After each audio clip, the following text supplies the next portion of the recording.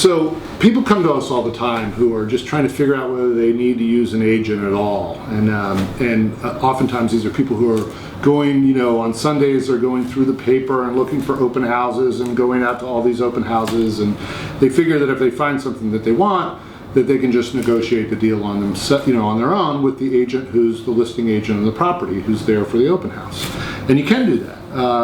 There are a lot of pitfalls in the business, which is why the agencies, real estate agencies exist in the first place.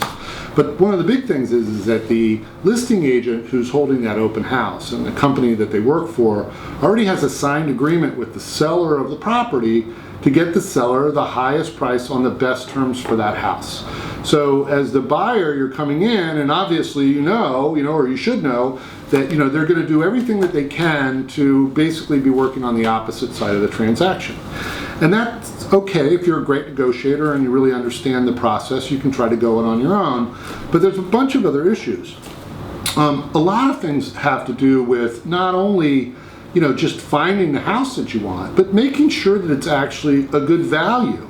And in order to do that, you have to really do your homework about what other properties have sold for in the neighborhood. You need to understand all the property condition stuff. And a lot of these things are things that the listing agent is simply not going to tell you because it's not in the best interest of the seller, clearly.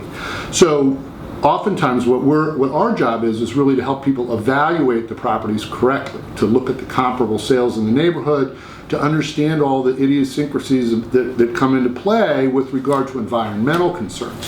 Is there a buried oil tank? Is there lead paint? Is there asbestos in the house? There's all these other issues that come in. The contract in Montgomery County is 54 pages long by the time you include all the disclosure forms.